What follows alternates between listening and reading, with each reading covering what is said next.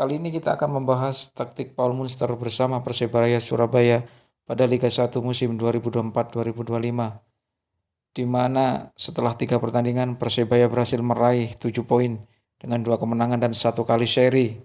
Pada setiap pertandingan tersebut, Paul Munster terapkan formasi 4-2-3-1, mana penjaga gawang ada Hernando, duet center back-nya Slavko dan Kadek, bek kiri Idrus, bek kanan Catur Pamungkas, double pivotnya Gilson Costa dan Rashid.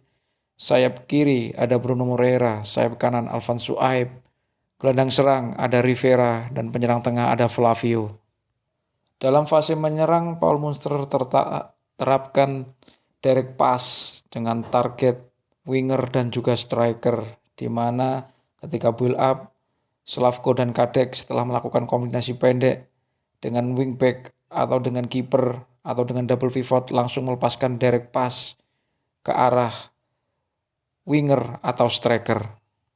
Dalam pertandingan melawan Maluku United, save build up Persebaya menjadi 3-3-4, di mana Ardi Idrus lebih masuk ke tengah, sedangkan Catur membentuk trio center back bersama Slavko dan Kadek.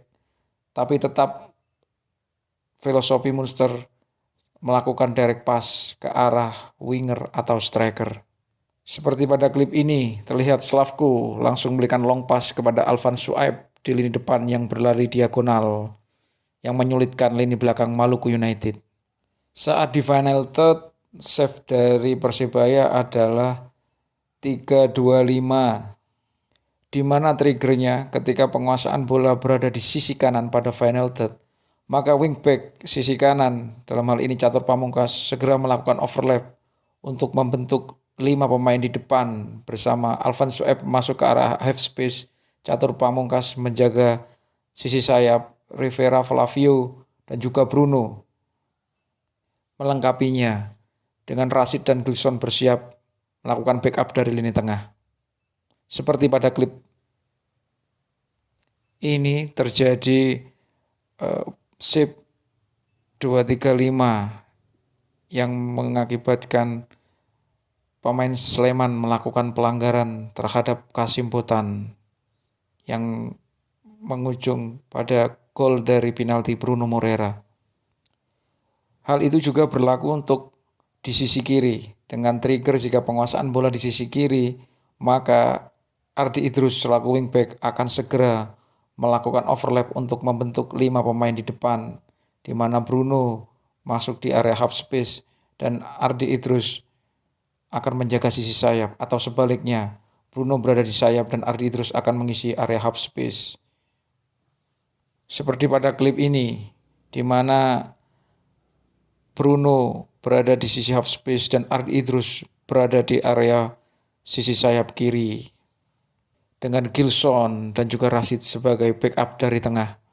Selain itu, ide dari Paul Munster adalah mengoptimalkan Rivera sebagai pemain kreatif, free roll dan pemain nomor 10 yang diizinkan untuk bergerak bebas dalam mengatur serangan dan juga sebagai pusat permainan. Seperti pada klip ini, terlihat Rivera memberikan true pass kepada Kasim Botan. Rivera diberikan lisensi free roll karena dia memiliki keunggulan individu yang sangat istimewa. Terbukti pada musim lalu dia berhasil menjadi pemain terbaik untuk Liga 1. Sekarang kita akan bahas untuk fase bertahan. Untuk fase bertahan atau ketika Persebaya tanpa bola, Munster terapkan pressing mid block, di mana shape-nya adalah 4-4-2. Rivera akan sejajar dengan Flavio di depan. Bruno, Gilson, Rashid, dan Suaib membentuk kuartet lini tengah, dan Idrus, Slavko, Kadek, dan Catur juga membentuk line di lini belakang. Selain itu, Munster instruksikan 2 center back-nya untuk man to man dan challenge terhadap striker atau pemain nomor 10 lawan. Jika striker lawan berada di sisi kanan pertahanan Persebaya, maka Slavko yang akan melakukan man to man dan juga challenge karena dia adalah center back kiri. Sedangkan jika striker berada di sisi kiri pertahanan Persebaya, maka Kader Raditya yang sebagai center back kanan akan melakukan man to man dan juga challenge kepada striker tersebut. Seperti pada ketika melawan Sleman, Slavko dan Kadek melakukannya kepada Hoki Caraka. Selain itu, Munster juga memberikan tugas tambahan kepada Slavko. Dia diberi lisensi untuk menjadi ball carrier defender. Dia sering diizinkan untuk membawa bola ke area lini tengah untuk melakukan distribusi kepada Gilson, Rashid, ataupun langsung kepada Rivera atau duo sayap dan juga Flavio. Ini dimungkinkan karena secara skill Slavko adalah bek tengah yang bertipe ball playing defender dengan teknik yang sangat mumpuni.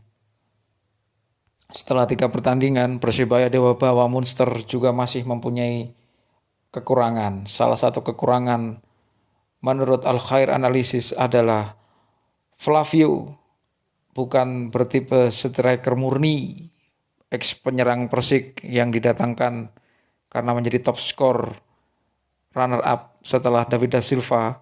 Itu lebih cocok ditempatkan sebagai winger atau inside forward karena itu adalah posisi alamiahnya. Mungkin Munster bisa mencoba alternatif tersebut dengan menempatkan Flavio sebagai penyerang sayap kanan dan menempatkan Rizky sebagai pemain nomor 9. Jadi kita tunggu kolaborasi Flavio, Bruno, Rivera mungkin akan lebih efektif dan patut dicoba oleh Munster.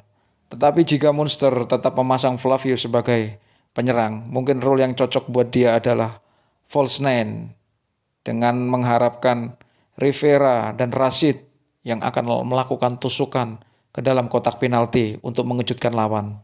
Di mana Flavio akan menarik atau mengikat bek lawan, maka akan menjadi kesempatan buat Rashid dan juga Rivera. Kita juga akan melihat Rashid yang punya insting gol yang baik sebagai gelandang box to box. Dia mungkin sama Munster bisa diizinkan untuk lebih sering masuk ke kotak penalti lawan. Selain itu, kekurangan Persebaya era Munster ini adalah belum performnya Gilson Costa sebagai deep lying playmaker. Terlihat dari 3 pertandingan, dia belum memiliki fisik yang prima untuk bertarung di lini tengah dan juga kerap kehilangan bola dan juga kerap melakukan kesalahan dalam passing-passing sederhana, hal yang tidak boleh dilakukan oleh deep lying playmaker, apalagi dia adalah jebolan Akademi Benfica. Semoga Gilson Costa bisa lebih cepat beradaptasi lagi terhadap pola permainan Munster di Persebaya. Dan jika kelemahan-kelemahan tersebut Munster bisa memperbaikinya, maka akan kita lihat Persebaya orang Munster yang lebih baik dari musim lalu. Mungkin peringkat 4 besar sangat cocok untuk Persebaya apabila Munster berhasil mengatasi segala kekurangan Persebaya. Kita tunggu saja kiprah Persebaya bersama Munster pada Liga 1 musim ini.